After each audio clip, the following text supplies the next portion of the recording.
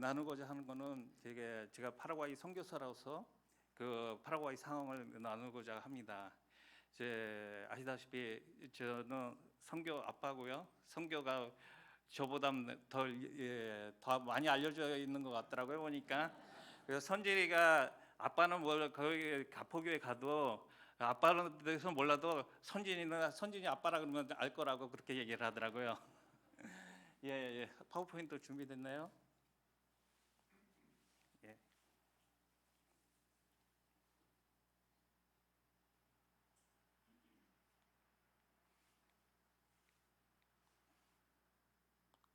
거기 말고 처음부터.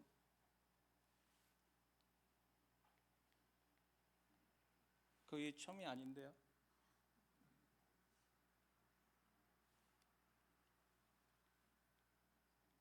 예. 남미의 심장 파라과이입니다. 예. 파라과이는 브라질, 볼리비아, 아르헨티나 그 사이에 있어요. 딱 중앙에 있거든요. 그래서 남미의 심장이라고 불리기도 합니다. 남미의 또 파라과이는 지도상으로 보시다시피 지금 파라과이는 큰 나라들이 이렇게 둘러싸여 있는데 파라과이하고 볼리비아만 바다가 없다는 거죠. 그래서 파라과이 있으면서 가장 그리워한 것은 이제 바다 생선, 해물. 거기는 육류가 많이 먹게 되는데 바다 생선을 먹기가 힘들죠.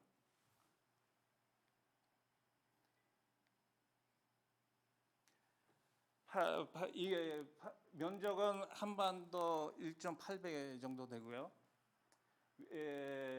기후는 360일 동안 거의 덥다고 볼 수 있습니다. 특히 여름 같은 계절은 40도 정도 되고요.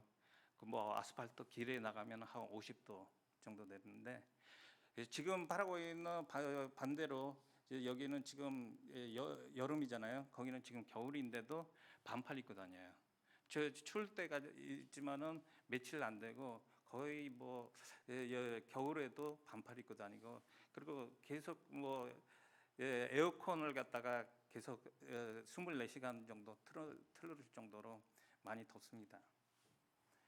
수도는 아순시온이고 인구는 약 700만 가까이 됩니다. 파라과이 역사에 대해서 좀 말씀드리자면은 파라과이 큰 그림을 이렇게 보게 된다면은 파라과이에는 이제 상구 전쟁이라 그래서 브라질, 아르헨티나, 우루과이 3대 1로 파라과이가 싸우게 돼요. 전쟁을 하게 됐는데 그 파라과이가 150년 전만 해도 남미에서 강대국으로다가 꼽힐 정도로 아주 잘 사는 나라였습니다. 파라과이가 남미에서 최초로 철도를 깔 정도로 남미에서 가장 부흥한 나라였는데 브라질이나 아르헨티나 같은 경우에는 파라과이가 그렇게 성장하는 것을 보면서 좀 위기감을 느끼면서 3대 1로 이제 파라과이를 갖다가 이제 공격을 하는데 그 당시에 파라과이 인구가 120만 가까이 됐습니다. 그 당시에 그러니까 말하자면은 1865년, 1870년 그 사이에 120만 가까이 되는데 거기서 전쟁 끝나고 나서 파라과이 인구 75%가 다 죽어요. 그리고 남은 사람들은 25%하고 그리고 남성들이 한 10% 정도 되는데 그 당시에 그 한 남성의 그러니까 인구 비율로 따진다면은 한 남성의 여성 7명, 남성들은 그만큼 많이 죽었다는 거죠. 전쟁터에서. 그래서 이제 그 당시에 그 대통령 정권을 잡은 대통령이 너희는 가서 일부 다처제로 살아라. 그러다 보니까는 지금은 일부 일처제로 살지만은 예전에는 일부 다처제로 살게 됐기에 지금도 그런 영적 흐름이 있어요. 영적인 그런 흐름이 있는데 남성들이 곳곳에 가서 이렇게 아이를 많이 낳아요.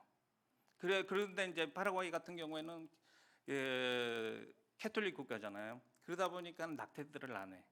그래서 이제 그 시골 그런 데 가면은요, 예를 들어서 아이가 5명이면은 아이 5명 다 아빠가 다 달라요. 그럴 정도예요. 그게 흔해요, 파라과이는. 그래서 그런 것도 그렇고, 저희가 이제 한 4년 전에 제 어떤 선교사님 부탁으로 제가 이제 그 여기 이기복 목사님이라고 아시는지 모르겠어요. 이게 한국대 이기복 목사님은 이제 성경적 부모 교실 그 책을 갖다가 쓰시고 뭐 그러는데, 그걸 갖다가 제가 번역을 해서 그걸 갖다 이제 목회자 대상으로 세미나를 진행을 했거든요. 소그룹도 이렇게 모이면서. 그런데 열이면 열 목사님의 가정 안에서도 다 깨어진 가정으로 있다는 거죠. 많은 파라과이 안에 깨어진 가정들이 많다는 겁니다. 두 번째는 이제 볼리비아하고 파라과이의 전쟁이 또 있습니다. 그거는 1932년 내에서 1935년 3년 동안 이제 전쟁이 일었는데, 볼리비아 군인들이 한 7만 명이 죽어요. 그리고 파라과이 군인들이 3만 5천 명 가까이 죽고요. 그리고 이제 파라과이도 독재 정권이 있었습니다.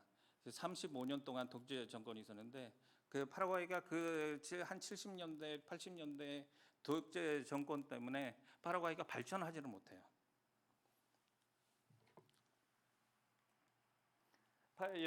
파라과이가 이게 다 파라과이 땅이었습니다. 여기 다 파라과이 땅인데, 여기서 여기까지만 해도 300km가 된다는 거예요.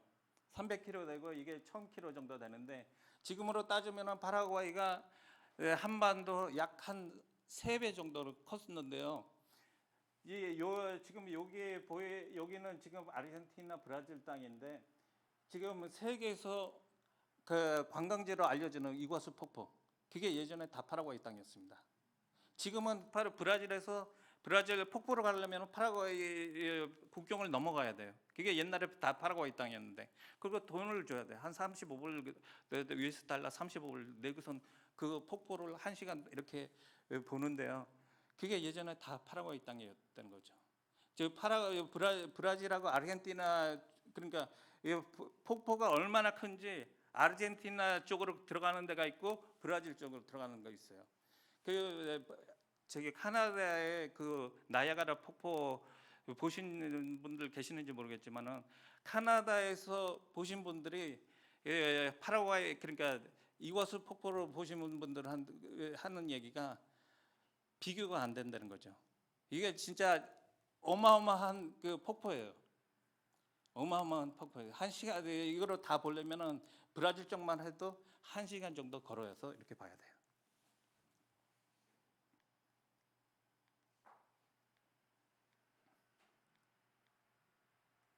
파라과이 종족은 이제 스페인하고 또 과라니족, 인디어 과라니족에서 나온 사람들이, 탄생한 사람들이 그 메티조라 그러거든요. 그게 그 파라과이 사람들이 한 95% 되는, 메티조가 95% 되고요. 그리고 이제 인디어들이 한 40만 가까이 살아요. 40만. 그리고 유럽계가 이제 2% 정도 되고, 파라과이는 유일하게 두 언어를 씁니다. 스페인어하고 과라니어로 공용어로 쓰고 있습니다. 파라과이 경제는 농업과 목축을 이제 주로 농업과 목축인데요. 파라과이 이제 그 소가 유명한데, 파라과이 그 소가 파라과이 인구보다는 더 많아요. 1200만. 그래서 이제 좀 소 키운다 하는 사람들이 보통 제일 많이 갖고 있는 소 주인이 한 12만 정도 갖고 있습니다. 여기서는 얼마나 소를 키우는지 모르겠지만은, 좀 소를 키운다 하는 사람들이 한 12만, 5만, 10만 가까이, 어마어마하죠. 그리고 좀 땅 좀 갖고 있다는 분들이 적어도 한 강원도 정도 되는 땅을 아침에 갔다가 저녁 때 들어올 정도로 그만큼 땅을 갖다가 많이 소유하고.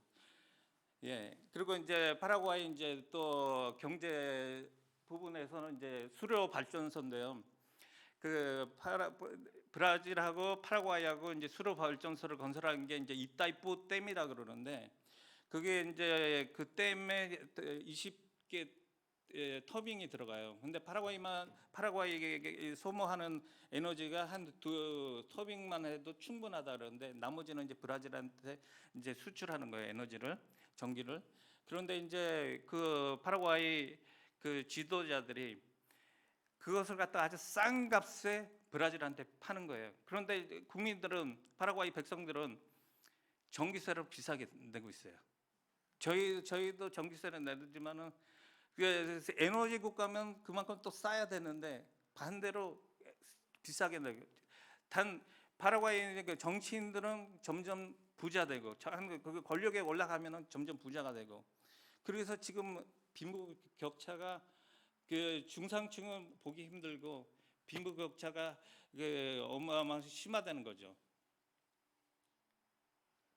파라과이에서 늘 흔히 볼 수 있는, 길에서 볼 수 있는 아이들에게 이제 구걸하는 모습. 길에서 이제 또 인디언들도, 여기 인디언들 이렇게 도시에 나와서 구걸하는 모습. 뭐 유리창 닦으면서 돈 달라 그런 모습 흔히 많이 볼 수 있습니다. 많은 사람들이 빈부 격차가 크다 보니까는 집도 없는 사람들가 많고, 특히 판잣집에서 이렇게 사는 사람들도 많습니다. 그런데 그 반면에 또 돈 있는 사람들이 어마어마하게 있거든요. 이 큰 집이 우리 아이들 학교 가는데 근처에 있거든요. 그게 한 블록 정도 돼요. 집이 얼마나 크면은, 뭐 겉에서 이렇게 봐도 뭐 수영장서부터 뭐 테니스장 다 있습니다.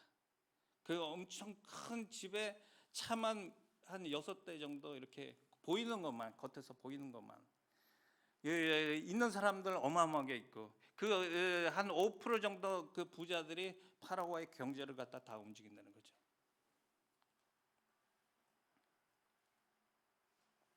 종교는 이제 천주교 캐톨릭과 캐톨릭은 85% 정도 되고요.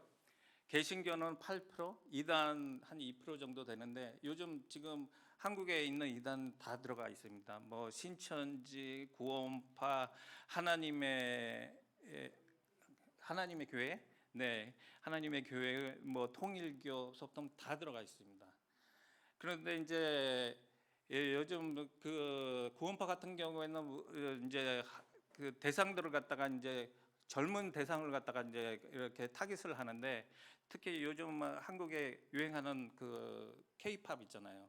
뭐 태권도 K-팝 가르쳐 준다 하면서 아이들을 갖다가, 그 젊은 사람들을 갖다가 이렇게 자꾸 그쪽으로 가도록 저기 막 불러들이면서, 그러면서 이제 기존의 아이들이, 교회 다니는 아이들이 이제 더 안 가거든요.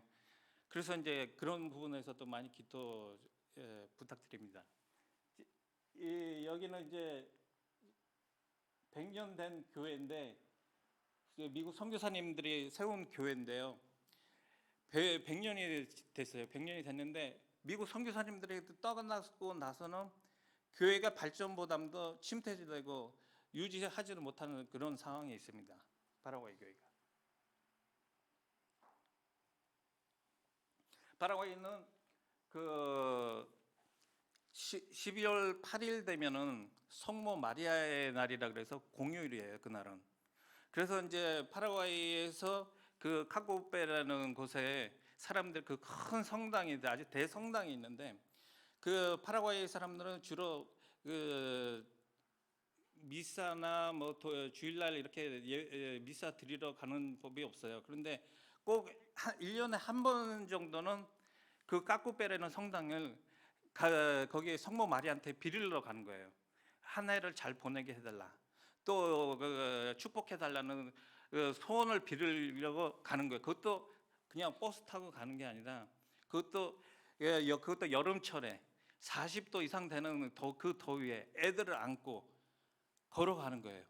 그러니까 이제 자기 약속에 자기를 희생하면서 그 더운 길을 갖다가 걸어가는 거죠. 그래 애들 여기 보면 애들까지 다 동원해서 식구가 다 그날은 이제 걸어가는 거예요. 54km 그 무더위에. 그리고 이제 까꾸페 성당의 마진짝에 보면은 그 마리아 상을들을 이제 팔아요. 그러면 마리아를 상을 갖다가 사서 집에 이렇게 모셔서 이 아주머니처럼 이제 마리아한테 비리는 거죠. 매일매일 기도하는 거예요. 음? 그리고 이제 파라과이 또 중요한 또 날짜가 있는데 요한을 저기 6월 24일에 요한이 이제 하늘에서 내려왔다 그래서 그것도 이제 그 공휴일을 치면서 그 또 큰 축제 파라과이 안에서는.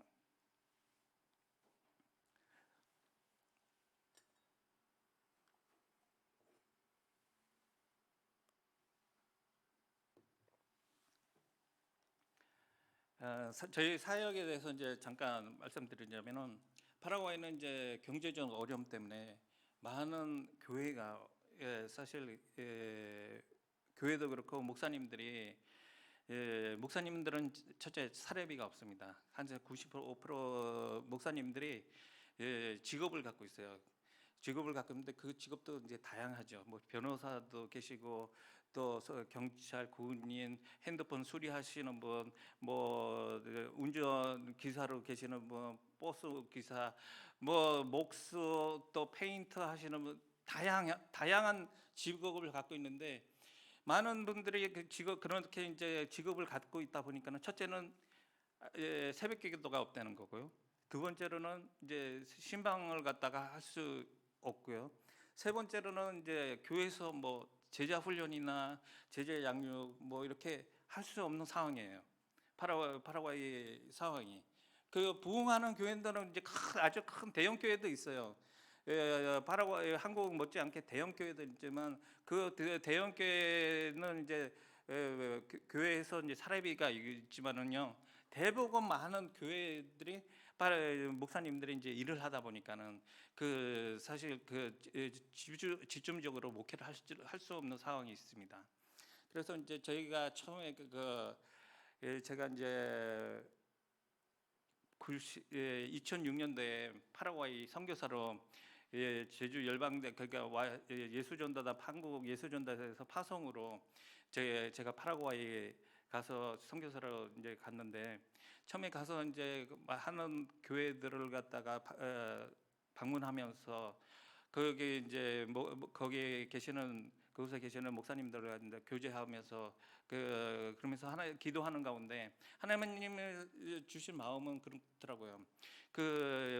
한국에도 여기 있지만은 독수리 디티스라고 있지만은 그것은 이제 많은 파라과이인들이 집중적으로 뭐 제자 훈련한다는 게 쉽지 않거든요. 사실은 뭐 어디 가서 사실 뭐 6개월 동안 뭐 이렇게 합숙하면서 제자 훈련한다는 게 쉽지 않다 보니까는 제가 이제 교회를 하나님께서 주신 마음은 이제 그 교회 안에서 이제 제자 훈련을 하는데 처음에는 이제 제가 그 교회 다니면서 하다 보니까는 제가 한국인이고 외부에서 왔다 그러니까는 우리도 뭐 제자 훈련 비슷한 거 하는데 그렇게들 많이들 얘기를 하더라고요. 그런데 이제 차차 이제 관계 가운데 목사님들은 이제 신뢰를 하면서 제가 이제 한 교회 시작하면서 또 다른 교회 이렇게 시작하니까 그게 계속 이소문으로 계속 하다 보니까는 어느 교회는 벌써 4번째 하는 교회도 있고 3번째 하는 교회도 또 한 교회 끝나면 다시 이렇게 지금은 벌써 1년에 한 5-6번 정도 계속 그 교회마다 이제 이렇게 하고 진행하고 있습니다. 처음에는 이제 저희가 한인 대상으로도 이제 독수리 디스티스라고 진행했고요. 그리고 이제 처음에는 이제 파라과이 가자마자 이제 교회 순회하면서 말씀도 전하고 또 뭐 이제 수련회 그런 데서도 이제 거기에 가서도 말씀 전하게 되고 또 1년 동안은 또 인디언 사역을 하게 됐습니다. 인디언 동안 이제 저희 그 아순시온에서 수도에서 한 50km 정도 떨어진 데서 매주마다 인디언 그 부족 한 부족에 가서 이제 사역하게 됐습니다. 제가 이제 그 현재 교회 다니면서 한 교회들인데 여기 말고도 또 다른 많은 또 교회가 있는데 보시다시피 지금 여기 교회 제자 훈련하는 교회들입니다. 여기 나온 것은 제가 제게 이 사진을 왜 보여드리냐면은 이분은 목사님이세요. 경찰이지만 제가 사실 감동을 받았던 것이 제가 이제 이 교회에 가서 이제 제자 훈련을 시작하는데 순찰차가 이제 제가 저희 집에서 3시에 가면은 한 5시, 4시 반 정도 도착을 해요. 이분 교회에. 그런데 이제 저는 한 30분 전, 20분 전에 먼저 가서 이제 준비하고 그러는데 순찰차가 이렇게 들어오는 거예요. 들어오는데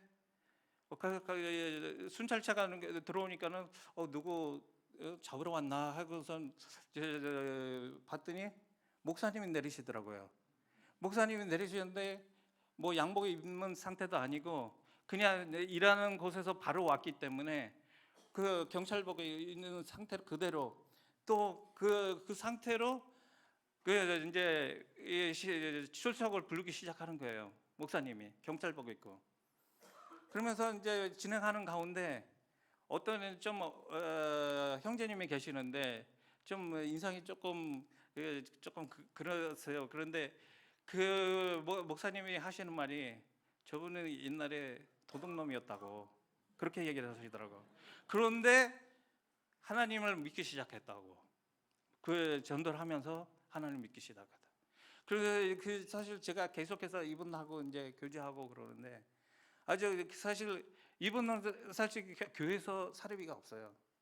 사례비도 없는데 하나님을 사랑하는 마음으로, 사랑하는 마음으로 사실 사례비도 없는 상황에서 사실 이제 이분들이 지금 파라과이에 있는 목사님들이 자기 것 모으는 것 다 헌신하면서 물질적으로나 뭐 다 헌신하면서 그렇게 목회를 하고 있습니다.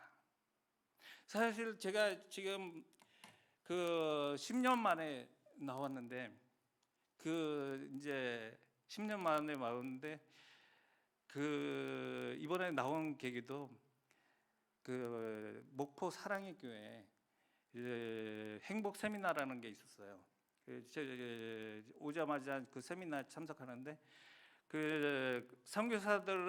선교사님들한테는 50% 비행기 티켓을 갖다가 지불해 준다 그래서 이번에 나오게 된 거예요. 사실 비행기표가 파라과이에서 여기까지 오려면은 200만 원이 어떤 데는 200만 원이고 어디로 오느냐에 따라 200만 원이 될 수 있고 220만 원이 되게 250만 원이 될 수 있거든요. 사실 이제 가장 가깝고 좋은 루트가 좀 가격이 좀 비싸요. 그런데 제가 온 곳은 이제 에미레이트 아랍으로다가 브라질 에미레이트 아랍 해선 한국으로 들어왔는데 여기 오는데 40시간 걸렸습니다. 뭐 기다리는 시간까지 해서 40시간 걸리는데 사실 여기서 또 가시는 분이 그만큼 멀다는 것 때문에 쉽게 가지를 못해요. 많은 분들이 많은 저희 동료들도 그렇고 많은 분들이 아는 분들이 파라과이에 있는 강봉은 김성주 선교사가 있으니까 가고는 싶은데 많은 분들이 그렇게 얘기하죠. 그런데 사실 실제 재정도 그렇지만은 너무 멀다는 것 때문에 쉽게 가지를 못해요. 그래서 많은 분들은 또 큰 교회 같은 경우에는 규모가 있는 교회들은 파라과이 가서 사역도 하지만은 이제 또 마지막에 끝날 때 가서 이제 이곳을 관광을 하는 거예요. 그러면서 이렇게 이제 하니까는 그게 이제 또 많은 또 이제 파라과이 전도행 하면은 그런 것이 많이 남죠. 이제 기도해 주세요. 깨어진 가정들이 회복되어지며 건강한 가정으로 올바르게 세워지도록 정치인과 공의를 행하는 올바른 지도자들이 일어날 수 있도록 이 땅의 영적 부흥과 경제적으로 부흥이 일어날 수 있도록 또 이제 저희 가정을 위해서는 매 순간 성령의 충만함 속에서 하나님과의 친밀감을 유지할 수 있도록 중보기도 후원자와 재정 후원자가 세워질 수 있도록 사실 제가 10년 만에 나왔지만은 제가 재작년 작년 올해부터 물론 이제 한국 교회가 요즘 많이 어렵잖아요. 그러다 보니까는 후원 교회들이 끊어지기 시작하는 거예요. 끊어지다 보니까는 이제 생활하는데도 조금 어려움이 있고 그러다 보니까는 이제 제가 이번에 10년 만에 나오게 됐는데 사실 이제 그동안 후원해 주신 교회들 이렇게 찾아가면은 사실 옛날 같지 않고 그동안 그래도 어떻게 지냈냐 그 파라과이 소식 좀 듣고 싶다 그렇게 또 물어보는 사람도 그만큼 또 관심을 가지는 분들이 있는데 이번에 오니까는 물어보지도 않는 데다가 뭐 기도 제목 나누라 그러지도 않더라고요. 사실 그런 부분에서 조금 마음이 어렵습니다. 사실은. 두 번째로는 이제 세 번째로는 큰 아들 이제 성교가 내년부터 이제 여기 한동대 대학으로 들어가요. 대학 들어가는데 하나님께서 이제 잘 인도하시도록 그리고 이제 모든 필요가 채워지도록 그렇게 기도해 주시면 좋겠고요. 네 번째로는 이제 차량을 위해서 기도해 주셨으면 좋겠습니다.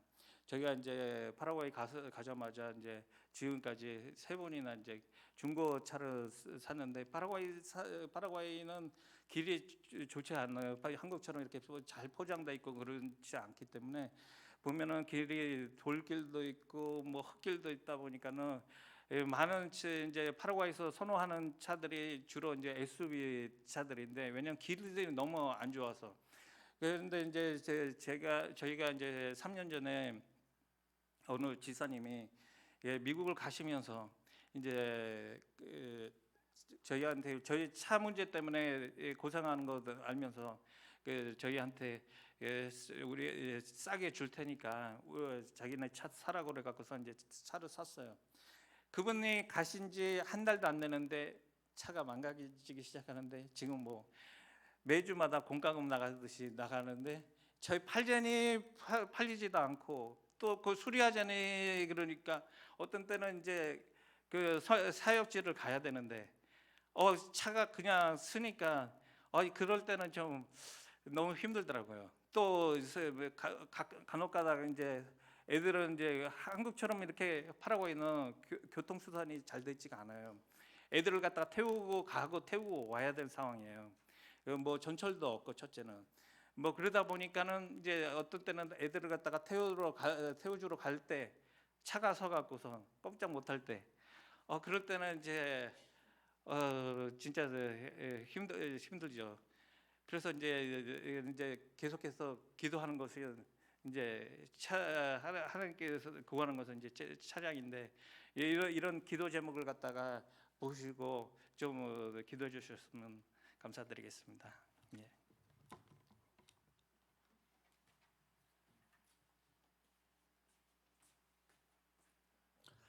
네, 오늘 파라과이에 대한 또 좋은 여러 가지 정보들을 얻게 돼서 감사하고요. 기도할 제목들 무엇을 기도해야 할 줄 알게 되어서 감사하고요. 이제 우리 합심해서 한번 기도하실 때 오늘 말씀 들은 대로 미국의 선교사들이 떠난 다음에 교회가 침체했다고 들었는데 그래서 교회마다 목회자들이 경제적인 어려움으로 자기 직업을 갖기 때문에 신방도 안 되고 목회가 안 되기 때문에